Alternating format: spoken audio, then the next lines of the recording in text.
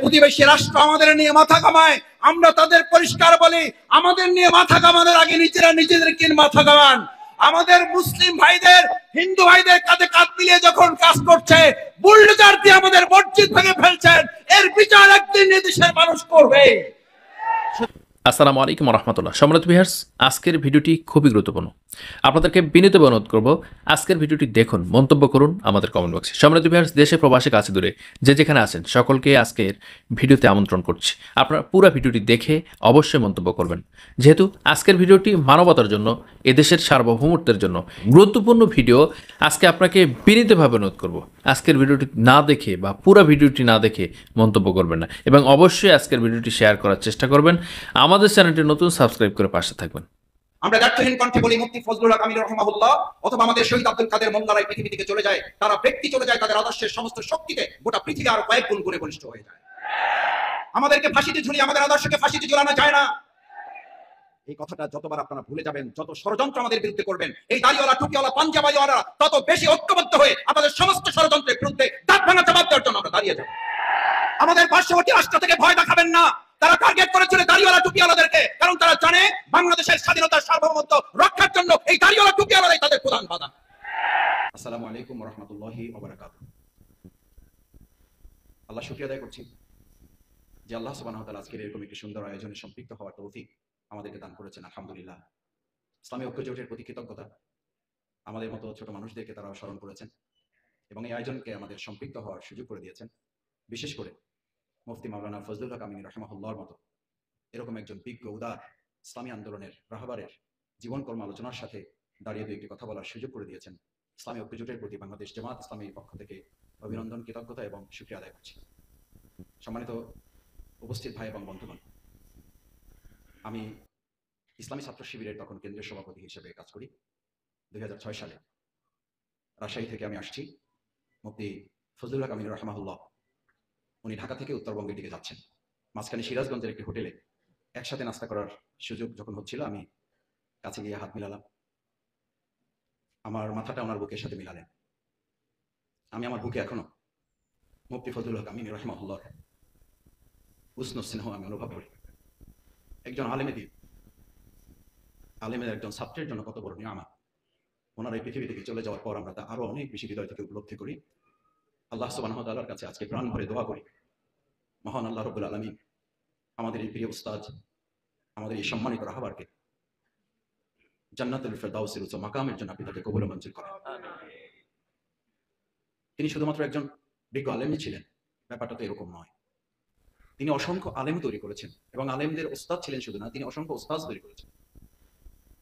আমাদের আলেমদের সম্পর্কে এই দেশের মানুষ এবং এই বঙ্গের অথবা এই উপমহাদেশের ধারণা আছে, আলেমগণ শুধু সালাত আদায় করবেন, মসজিদ পরিচালনা করবেন, অথবা সমাজ রাষ্ট্র পরিচালনায় তারা শুধু মানুষকে নসিহত করে বেড়াবেন। সেই ধারণারও ভুল প্রমাণ করেছেন তিনি। ব্রাহ্মণবাড়িয়া 2 আসন থেকে তিনি 2001 সালে জনগণের ভোটে বিপুলভাবে তিনি নির্বাচিত হয়ে অত্যন্ত সততা, দক্ষতা এবং যোগ্যতা, সাহসিকতার সাথে জনগণের প্রতিনিধিত্ব শুধু নয়, তিনি কোরআনেরও প্রতিনিধিত্ব করেছেন। আমার এখন মনে আছে, ইসলাম ঘরানার বাইরের একজন মানুষ জাতীয় ঈদগাহে যখন তার জানাজা অনুষ্ঠিত হয়েছিল, ইসলাম ঘরানার বাইরের একজন মানুষের কথা বলছি, নাম বলে আপনারা চিনবেন। উনি তখন আমাকে বলেছিলেন আমার নামটা কাউকে বলবেন না। আমি বললাম কি বলতে চান? বলছেন মাসুদ ভাই, মুফতি আমিনী রাহিমাহুল্লাহর আজকের জানাজায় আমার কাছে মনে হয়েছে এখানে শুধু দুনিয়ার মানুষেরা না, আল্লাহ তাআলা অসংখ্য ফেরেশতা এই জানাজায় সম্পৃক্ত করেছে। আপনাদের নিশ্চয়ই মনে থাকার কথা, ওই জানাজা শুধু মানুষের জানাজা আমাদের কাছে মনে হয়নি। কেউ বলতে পারে না এখানে কতজন লোক হাজির হয়েছে।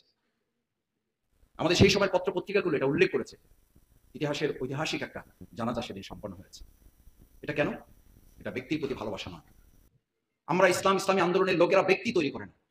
আমাদের প্রতি তাদের একটা ভুল ধারণা আছে। তারা মনে করে মুফতি ফজলুল হক আমিনীর মতো ব্যক্তিদেরকে হত্যা করলে অথবা তারা পৃথিবী থেকে চলে গেলে ইসলামও বোধহয় চলে যায়। আমাদের মাওলানা মতিউর রহমান নিজামীর মতো লোকদেরকে ফাঁসিতে ঝুলালে বোধহয় ইসলামও ফাঁসিতে ঝুলে যায়। আমাদের আজকের এই দিনে 2012 সালের আজকের এই দিনে 2013 সালের আজকের এই দিনে শহীদ আব্দুল কাদের মোল্লা ভাইকে ফাঁসিতে ঝুলানো হয়েছে। আমরা দায়িত্বহীন কণ্ঠে বলি, মুফতি ফজলুল হক আমিনী রাহিমাহুল্লাহ অথবা আমাদের শহীদ আব্দুল কাদের মোল্লারা এই পৃথিবী থেকে চলে যায়, তারা ব্যক্তি চলে যায়, তাদের আদর্শের সমস্ত শক্তিতে গোটা পৃথিবী আরো কয়েক গুণ করে বলিষ্ঠ হয়ে যায়। আমাদেরকে ফাঁসিতে ঝুলিয়ে আমাদের আদর্শকে ফাঁসিতে ঝুলানো যায় না। এই কথাটা যতবার আপনারা ভুলে যাবেন, যত ষড়যন্ত্র আমাদের বিরুদ্ধে করবেন, এই দাড়িওয়ালা টুপিওয়ালা পাঞ্জাবিওয়ালা তত বেশি ঐক্যবদ্ধ হয়ে আমাদের সমস্ত ষড়যন্ত্রের বিরুদ্ধে দাঁত ভাঙা জবাব দেওয়ার জন্য আমরা দাঁড়িয়ে যাব। আমাদের পার্শ্ববর্তী রাষ্ট্র থেকে ভয় দেখাবেন না। বাংলাদেশের স্বাধীনতার সার্বভৌমত্ব রক্ষার জন্য এই দাড়িওয়ালা টুপিওয়ালারাই তাদের প্রধান বাধা। সম্মানিত ভাই এবং বন্ধুগণ, নেতৃবৃন্দ কথা বলবেন। আমি আপনাদের শুধু দুটো আহ্বান করে আমার বক্তব্য শেষ করতে চাই। এক নম্বর হচ্ছে, ভাইয়েরা, আমরা আজকে এখানে যারা আছি, আমাদের এই প্রিয় মাতৃভূমি বাংলাদেশের সমস্ত মানুষের আজকে সবচেয়ে বড় জুলাই আগস্টের গণ অভ্যুত্থানের ছাত্র জনতার কি আশা প্রত্যাশা ছিল, কি ভূমিকা ছিল তাদের? তাদের মূল ভূমিকাটা ছিল, তারা কি চেয়েছে? তারা উই ওয়ান্ট জাস্টিস চেয়েছে। তারা বৈষম্য মুক্ত একটা বাংলাদেশ চেয়েছে, বৈষম্যহীন একটা বাংলাদেশ চেয়েছে। আমাদের এই ইসলামপন্থী দলটাকে তারা প্রধান টার্গেট করে বাতিলটা কেন? তারা জানে এই বৈষম্যহীন, বৈষম্য মুক্ত উই ওয়ান্ট জাস্টিসে বাংলাদেশ প্রতিষ্ঠা করার মতো আর নিয়ামক শক্তি কারো হাতে নেই, ইসলামপন্থী দলের হাতে আছে।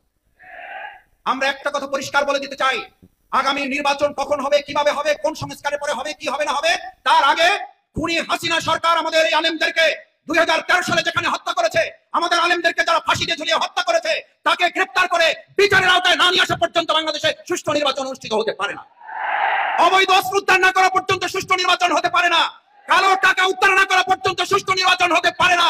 সুতরাং যারা এখন নির্বাচন করছেন, আমি তাদেরকেও বলতে চাই, আসুন আগে অবৈধ অস্ত্র, অবৈধভাবে কালো টাকা এবং খুনি সন্ত্রাসীদেরকে গ্রেফতার করে শাস্তির আওতায় না নিয়ে আসলে আমাদের দেশে সুষ্ঠু নির্বাচন হয়তো আদৌ সম্ভব হবে না। শেষ কথা হচ্ছে, ভাইয়েরা, আসুন আমাদের এই প্রিয় মাতৃভূমি বাংলাদেশের জন্য যদি সুন্দর একটা বাংলাদেশ বিনির্মাণ করতে হয়, সেই সুন্দর বাংলাদেশ বিনির্মাণের শুধু স্লোগান দিয়ে হবে।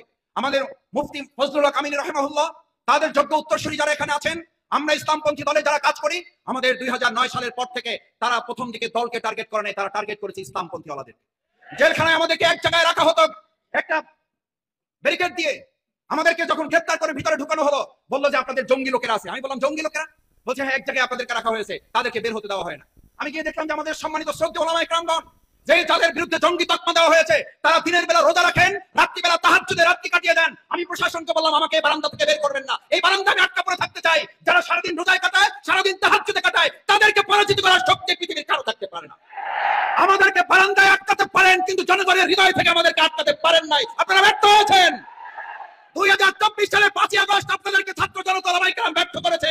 ভবিষ্যতে আপনাদেরকে ব্যর্থ করে ইসলামের ভিত্তিতে বাংলাদেশ পরিচালিত হবে। এবং শেষ কথা আপনাদের অনুরোধ করতে চাই, ভাইরা, আমরা কে কোন দলের, কে কোন মতের, কে কোন পথের, তার চেয়ে বড় কথা হলো এই দেশের তরুণ ছাত্র শ্রমিক জনতারা চেয়েছে আগামী দিনে কোনো ব্যক্তি এবং দল ক্ষমতায় যাবে কিনা, তার চেয়ে বড় প্রমাণ হচ্ছে জুলাই আগস্টে আপনাদের মনে থাকার কথা, কোন দলের ভিত্তিতে, কোন একক নেতার ভিত্তিতে সেদিন কিন্তু আন্দোলন সফল হয় নাই। সুতরাং আগামী দিনে বাংলাদেশ পরিচালিত হবে কোন একজন ব্যক্তির আনুগত্যে নয়, বাংলাদেশ পরিচালিত হবে কোন একজন ব্যক্তির ক্ষমতায় যাওয়ার উপরে, দলের ক্ষমতায় যাওয়ার উপর ভিত্তি করে নয়। বাংলাদেশ আগামী দিনে পরিচালিত হবে, ব্যক্তি এবং দল ক্ষমতায় যাবে না। আমরা সিদ্ধান্ত নেব আগামী দিনে ক্ষমতায় যাবে ইসলাম এবং ইসলামের ভিত্তিতে বাংলাদেশ পরিচালিত হবে।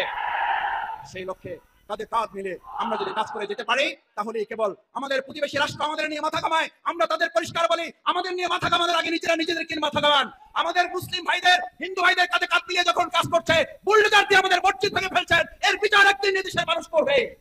সুতরাং এসব কিছু করে আমাদেরকে দমানো যাবে না। আসুন আমরা সবাই সম্মিলিতভাবে আমাদের প্রিয় মাতৃভূমি বাংলাদেশের স্বাধীনতা, সার্বভৌমত্বকে, ইসলামকে আগামী দিনে এগিয়ে নেওয়ার জন্য কাজ করি। আল্লাহ আমাদের তৌফিক দান করুন। সুবহানাকাল্লাহুম্মা ওয়া বিহামদিকা আশহাদু আল্লা ইলাহা ইল্লা আনতা আস্তাগফিরুকা ওয়া আতুবু ইলাইক। আসসালামু আলাইকুম ওয়া রাহমাতুল্লাহ।